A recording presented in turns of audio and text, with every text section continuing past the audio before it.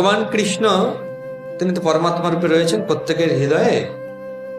তিনি কোথাও যাওয়ার জন্য চেষ্টা করেন, কারণ তিনি তো সর্বত্রই রয়েছেন, যাবেন কোথায়? এই জন্যে উপনিষদে বলা হয়েছে যে এই শরীর বৃক্ষে দুটো পাখি বাস করছে। আমরা কৃষ্ণে অষ্টোত্তর শত নামে পাই, যে ফল রূপে পুত্রকন্যা ডাল ভাঙি পড়ে, আর কাল রূপে তো সংসারেতে পক্ষী বাসা করে। তাই এই শরীরে তাহলে দুটো পাখি, মুখ্যত জীবাত্মা যে শরীরটা লাভ করছে, যে স্থূল শরীর আর সূক্ষ্ম শরীর, জড় শরীর, তো সেই শরীরের হৃৎপিণ্ডে এ আত্মা মানে জীবাত্মা এবং পরমাত্মা অবস্থান করছেন। তো একটা পাখি কি করছে, এই গাছের ফল খাচ্ছে। তো একটা গাছে অনেক ধরনের ফল ফলেছে, আলাদা করে গাছ লাগাতে হয়নি, একটা গাছে অনেক ধরনের ফল, কোনোটা বড়, কোনোটা ছোট, কোনোটা লাল, কোনোটা সবুজ, কোনোটা হলুদ, কোনোটা মিষ্টি, কোনোটা তিতা, কোনোটা কষা, বিভিন্ন ধরনের ফল। তো যেরকম যেরকম সেই জীবাত্মার অভিরুচি, সেরকম সেরকম ফলকে সে কখনো আনন্দ পাচ্ছে, কখনো তার বিষাদ হচ্ছে, দুঃখ হচ্ছে, কখনো সে বিরক্ত হচ্ছে, কখনো সে আসক্ত হচ্ছে। অনেক সময় বলে না, বেঁচে থেকে আর লাভ নেই, প্রভু আমাকে তুলে নিন, সংসারের জ্বালা আর সইতে পারছি না। আবার কিছুদিন বাদে দেখা যাবে, আয় রে আয়, তুই আমার, আমি তোর। সে নাতি হোক, নাতনি হোক, স্বামী হোক, স্ত্রী হোক, প্রেমিক হোক, প্রেমিকা হোক, ধন হোক, জন হোক, কত কিছু, আমি আমার, আমি আমার। কখনো না, আর আমার দরকার নেই। আবার এই যে হচ্ছে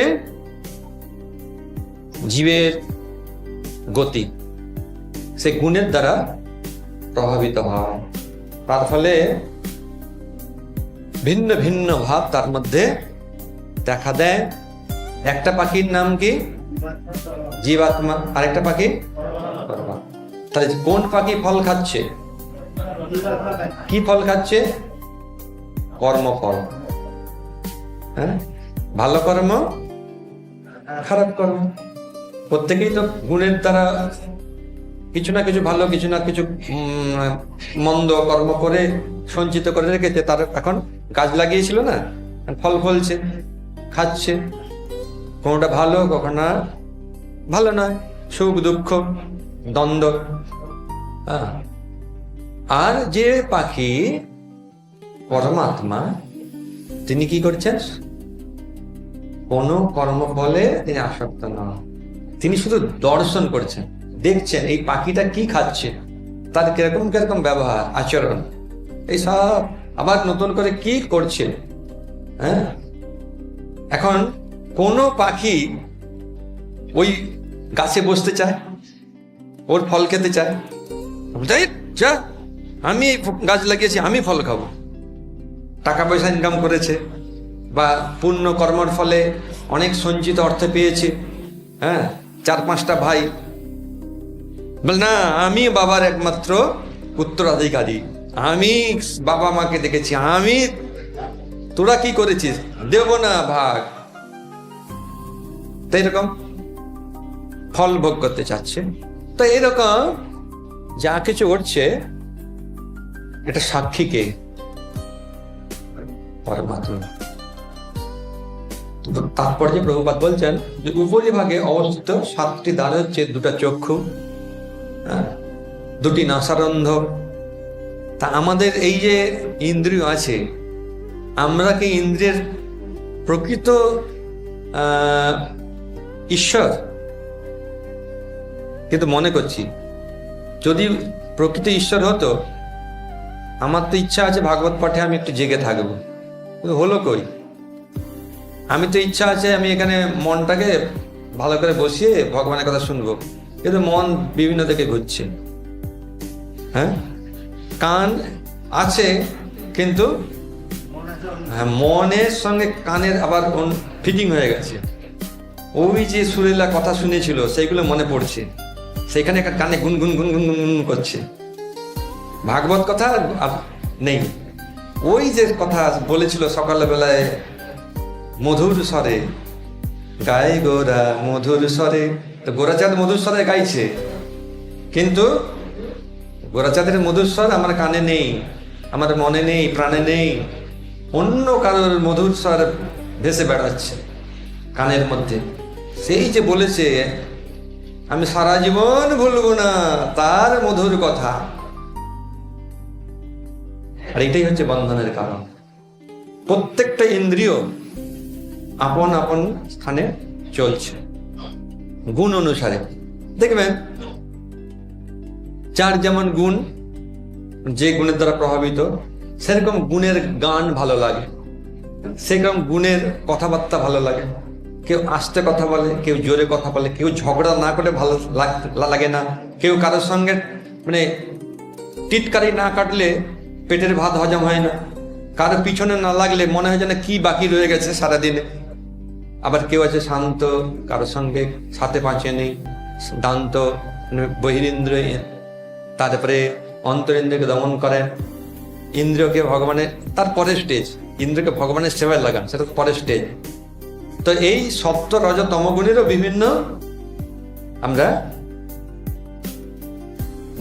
জীব দেখতে পাই, মানে শরীর বিশিষ্ট জীব, এবং তাদের আলাদা আলাদা স্বভাব প্রকৃতির গুণ অনুসারে তৈরি হয়েছে।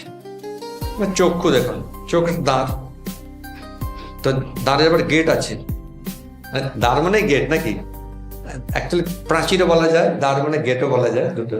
তো এখানে দ্বারটা আছে খোলা, এটা বন্ধ করার ব্যবস্থা আছে, হচ্ছে না। আর কখনো কখনো আমাদের ইচ্ছা হয় না, কখন যে ঘুমিয়ে পড়েছি, চোখ বন্ধ হয়ে গেছে, জানি না। হ্যাঁ, এটা কেন হয়? আমি যদি সমস্ত দ্বারের অধীশ্বর হলাম, তাহলে আমার ইচ্ছা না থাকা সত্ত্বেও আমার দ্বার কেন রুদ্ধ হয়ে যাচ্ছে? আর আবার দ্বার আমি রুদ্ধ করতে চাইলেও আর পাচ্ছি না। আমি দেখবো না, আমি তাকাচ্ছি। হ্যাঁ, মানে আমি চাইছি রুদ্ধ করতে, কিন্তু পাচ্ছি না। কেন না? হ্যাঁ, এটা হচ্ছে কেন না? আমি পূর্বকৃত কর্ম অনুসারে পরমাত্মা কি করছেন, সেই প্রকৃত যিনি হচ্ছে নিয়ন্ত্রণ কর্তা, তিনি দ্বারগুলোকে যেভাবে নিয়ন্ত্রণ করছেন। হয়তো কোন একটা কুকুর খাবে, ক্ষুধার্ত হয়ে ঘোরাফেরা করছে, আপনি আনতে গেলেন খাওয়ার, আর কুকুরটা নেই, আবার অন্য আরেকটা কুকুর সে পেয়ে গেল। অর্থাৎ ওটা প্রাপ্য ছিল না, পরমাত্মা সেটা নির্ধারণ করে তাকে সেরকম গতি দিয়েছে। আবার ওর এটা প্রাপ্য ছিল, যেমন এরকম অনেক গল্প আছে, এগুলো বাস্তব। হয়তো কোনো কিছু একটা মূল্যবান বস্তু পড়ে আসে, হ্যাঁ, কিন্তু আমার পাওয়ার কথা নয়, মানে আমার পাওয়ার কথা নয়, তো আমি হয় এইদিকে তাকাতে তাকাতে যাচ্ছি, ওদিকে তাকাতে তাকাতে যাচ্ছি, ওটা পেরিয়ে চলে গেলাম, মূল্যবান বস্তু রয়ে গেল। অথবা ভাবছি যে কখন যে চোখ বন্ধ হয়ে যাবে বা অন্ধ হয়ে যাব কি না হবে, একটু দেখি যে অন্ধের প্র্যাকটিস করে, হ্যাঁ, ঠিকভাবে রাস্তা হাঁটতে পারছি কিনা, ব্যাস ওই জায়গায় হেঁটে চলে গেলাম, না পাচ্ছি, পড়ে রইল সেই মূল্যবান রত্ন। তো পূর্বকৃত কর্ম অনুসারে প্রত্যেকে তার নিজের নিজের ভাগ্য তৈরি করে, এবং এখন যে কর্ম করছে সে অনুসারে ভাগ্য তৈরি হচ্ছে। এই জন্যে এবং সেই অনুসারে তার কর্ম, মানে সেই অনুসারে সে ফল লাভ করছে। এটা কাকে দোষারোপটা করা ঠিক নয়।